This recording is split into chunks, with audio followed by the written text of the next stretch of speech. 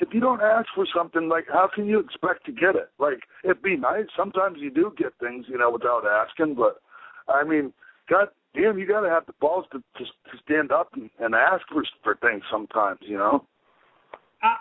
want to believe everyone's going to treat us like they're our buddy and they're our friend, but in reality, they're trying to protect their wallet as much as we want ours to get bigger. Yeah, absolutely. I never took it. I did take it personal a little bit, but I was wrong to do so because it wasn't. And I might think of myself in a certain light, but I can't make Vince McMahon look at me in the light that I want him to look at me in, And that was kind of frustrating, that kind of bothered me because I liked him on a personal level. He was always real good to me.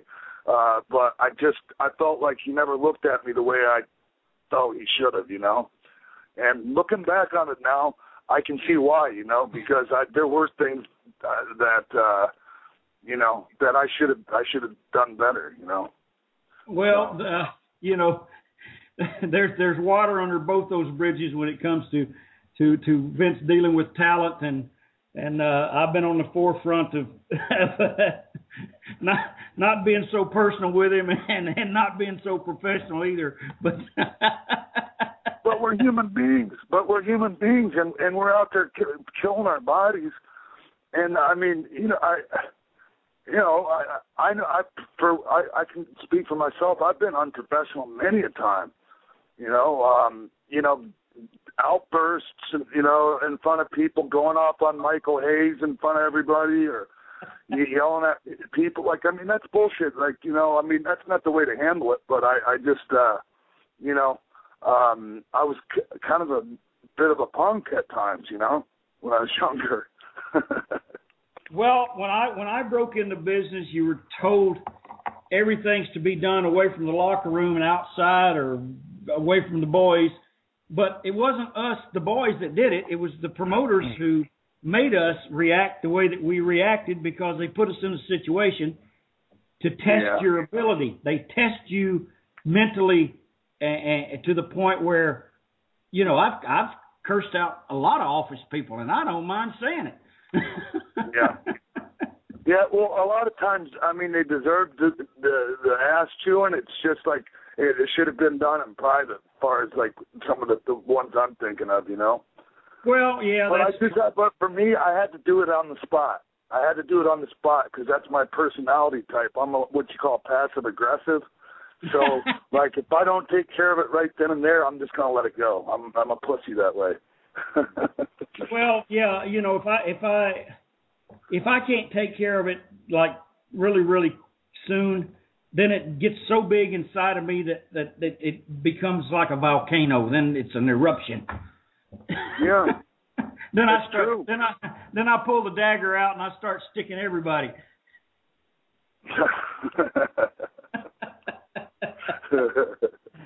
So we can find you Wednesday nights, 8 Eastern, cowheadtv.com.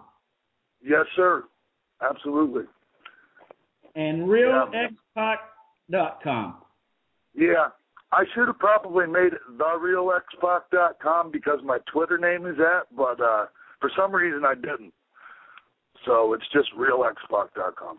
Realxpac.com. Every Wednesday. And I put the real on there because I wanted to make sure everybody knew it was really me and not somebody just imitating me. Yeah, well, I guess imitation's what they call it. I guess that was a really shitty joke.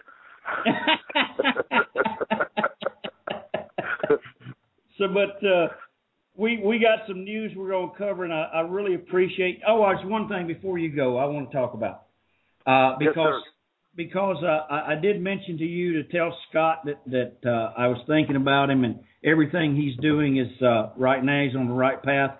And I saw a video of him where he made an appearance this past weekend, and he looked really good. He looked in a lot better shape, and he looked more like his old self. Yeah, he's doing good, and his son's living with him now, and that's a great thing. If his son gets in the wrestling industry, he's got all the tools, you know, like physical tools, because you know he's just like his dad, and you know I think he could be a hell of a star, and so that gives Scott a whole new you know, meaning in life, you know, to be honest with you, and it might have saved his life.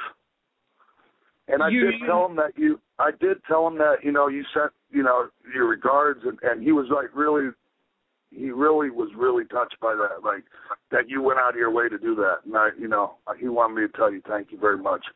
Well, I do, and if there's anything I can do to help him along in any way, you know, we all have our demons. I have my own, and in fact, my daughter just wrote me a note, Dad, please be straightened up after you finish this show tonight, because Monday nights I kind of have too many Budweisers, but hey, none of us are anything close to perfect, man. That's the thing. No, you know? Absolutely not. Anybody that says they are is full of shit. Yeah, and I was so glad though to see that Scott was able to make that little appearance that I think showed the internet world the Scott Hall they saw in some other video was not the Scott Hall that's around right now. No, and it was such a crying shame. I wish I'd have been there, because that shit wouldn't have happened. But you know, we can't go back and change the past, obviously. So, you know, it was sad that people saw him like that. You know, it really, really broke my heart. Well, the biggest sadness is these little, you know, and I don't want to pound on my internet people because we gave them a big kudu earlier, but there's a time and a place to YouTube something, and sometimes it's not the right place. Yeah, you know, and there's always going to be that element that just wants to see the train wreck. You know, yeah, you know, I mean, at any given time they can catch me doing stuff that I shouldn't be doing. So, not me. I'm perfect. I beat all my demons. I don't do anything wrong anymore. Well, you sound like an argument I had with Vince one time. I said, I'm going to tell you something, brother. You don't come from the sky and you don't walk on water. I said, I really want to thank you for having me on the show, man. This is fun. Well, I'm glad you had fun, and we're so glad you come on. Anytime you want me on, please tell me.